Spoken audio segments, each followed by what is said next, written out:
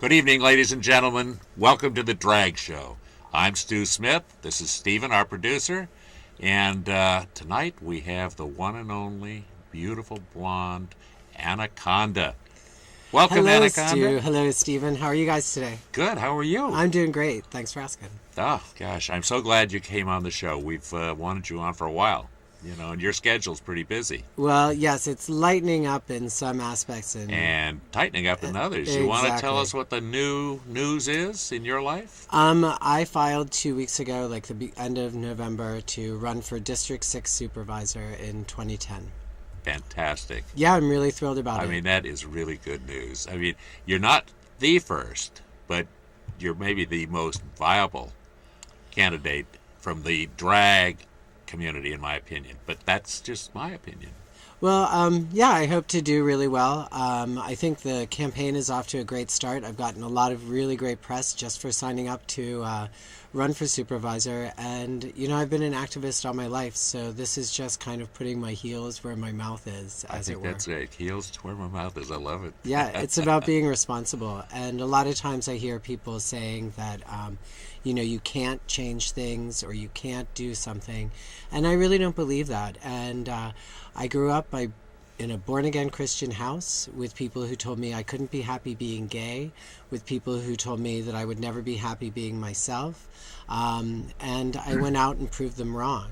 And then I won Miss Tranny Shack by accident in 2004, where everyone said, oh, she just does it for shits and giggles. And I like being the underdog, and I'm a good fighter. I'm a trained swimmer, so I'm ready for a good fight, and I'm ready to hopefully win a district seat, as I'm using out of the bars into the district seat. I love it. I love it. Yeah, what inspired you for the political challenge? Apathy. Apathy. People's apathy I find very inspiring. Yeah, that's interesting. It's an amazing district. It's probably the hardest district in the city in certain respects because it contains such diversity and such poverty. Yes, I agree. The fact is that, you know, when I moved here, I've lived in the district all 14 years that I lived in San Francisco. And I started out in an SRO on GA, paying 100% of my GA to have a place to live, having to scrape by for food while I put myself through beauty school. And if it wasn't for Catholic Charities actually helping me out to pay for food, I would have been a lot more desperate than I was. And there's no reason for, you know, we have this whole societal view that people who are not achieving on a huge financial level are not offering something to bring to the table. But without being given the chance, how do we know what these people have to bring? Besides, it costs twice as much for the city in manpower, through police, through fire, through cleanup, to keep people homeless. And there is no dearth of money in the city that there cannot be a way to house these people. Especially, for example, when the state did Prop 13 and they took all of the property taxes and froze them at 2% of the value of the property in 1978, I believe, and it only grows by 2%. And that includes all of downtown, which is in my district, one of the richest areas, right next to the Tenderloin, which is one of the poorest. So all these conglomerates and all these people who are in all these properties that are now owned by foreign interests, because the actual person who owns the property has not changed, they are paying 2% of, you know, increase since 1978, when that's not even the rate of what inflation is, of how exponentially the land has increased. So, for example, all those large hotels are owned by foreign investors who are not paying their fair share of property tax on on property that is used commercially.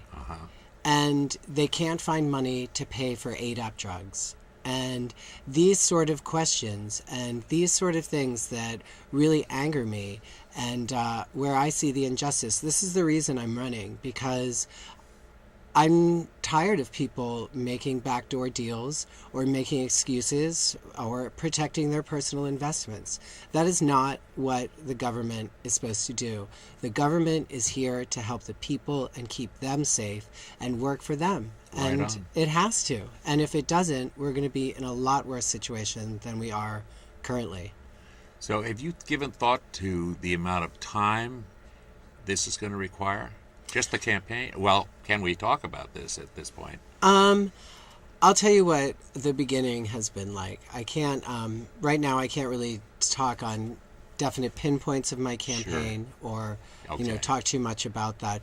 But I can say that I have turned down 2 offers to move my Charlie horse to the East Bay monthly, as well as an offer from the Lookout to start a new party with cookie dough there. Both were very, very attractive offers, but I have been hitting it hardball. I have been going over, I think I have now 800 flashcards that I do every morning and every night just so my vocabulary can grow exponentially. Wow. And I also, I'm committed 100% because I think to win a race like that, you have to be committed 100%. And it's not, for me personally, it's not about what I want to do for me.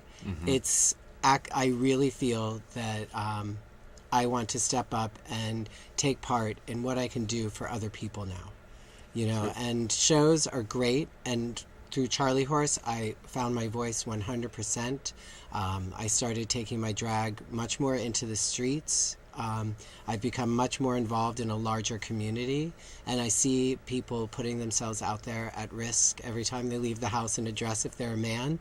And those are my people, and those people deserve a voice just like anyone else's, and a strong voice. And I'm taking my time to cultivate that so that when it comes time to ask me questions, I have all my T's crossed, all my I's dotted, and people just sit back and say, wow, that drag queen's really smart and she really cares. And that's what I'm finding the time is going to right now.